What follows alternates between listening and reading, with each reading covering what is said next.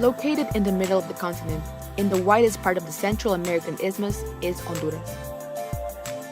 An area dominated by a mountain range where several rivers run down from, starting in the Reach coastal plain in the north, all the way to the Gulf of Fonseca in the south. In the middle, between the two axes of development where the major occupation of territory has been done, the biggest cities and the national economic activity are concentrated. Honduras is located in a transit zone of tropical storms that come from the Caribbean and cyclones that originate in the Pacific. It is also in the fringe of the world that is more prone to the incidence of extreme weather events such as El Niño and La Niña. Just as Los Angeles and San Francisco to the north and Santiago de Chile at the south, Honduras is located in the Pacific Ring of Fire, in an area with young and fragile land prone to landslides.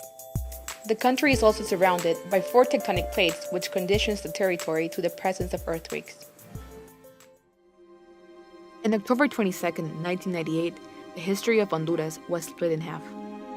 One of the biggest meteorological events ever seen, Category 5 Hurricane Mitch, stopped over Central America, depositing torrential rain and destructive winds for 3 days in a row. Honduras was the most affected country. Along the way, this powerful hurricane left more than 3,000 deaths, losses for more than $5 billion, desolation, and sadness. Mitch revealed the vulnerabilities built in the last 20 years.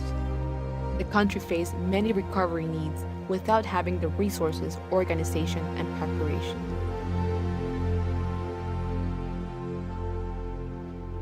A few years after, part of the population had recovered. For many others, the recovery never came. The lessons of Mitch and other disasters have stuck in the memory of the country and have tested the ability of the Hondurans to react. But attending disasters wasn't enough. Something had to change. The country has taken actions to make risk reduction a national policy. Citizens and the authorities want a safer country with sustainable development.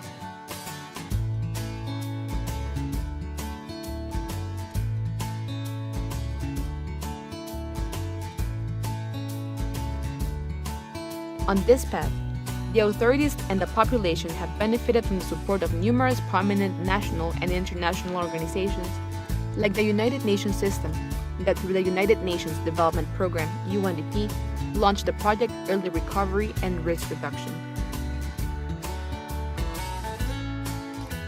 Honduras es uno de los países de la región con un riesgo de desastres más elevado y más alto.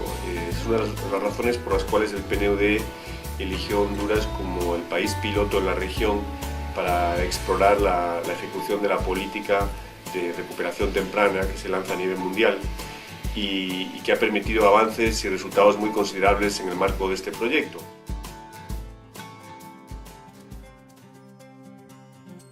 The country went from having an institution responsible of attending disasters to having the National System of Risk Management, SINAGER, which has a solid normative framework defining the Law 151 of 2009, a detailed regulation, and a national plan of risk reduction.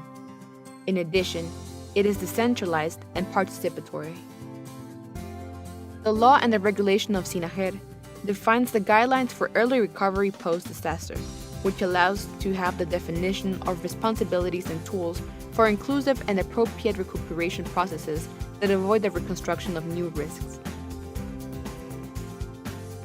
Es un proyecto que ha permitido también avances tan importantes como el blindaje de la infraestructura, que es un grave problema en países de riesgo alto como Honduras y que permite liberar recursos para otros temas de prevención o de políticas sociales. Within the regulatory progress of the country is the Complementary Revenue Act, which provides state support to the families affected by disaster so they can reach their livelihoods recovery and facilitate with their work the reduction of new risks.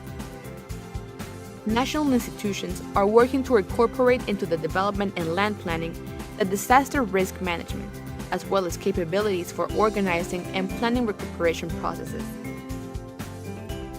SINAGER has a continuous process of training senior government officials and NGOs for capacity building and issues that each entity must overtake. Progress in municipalities haven't taken long to be seen. For example, in Tegucigalpa, Every citizen who wants to build or modify a building must have a technical concept of risk from the Prevention and Mitigation Office of its township. This ensures the knowledge of the threat and the taking of appropriate decisions on land use. It is also a service so the citizens know the conditions and restrictions of their property and land.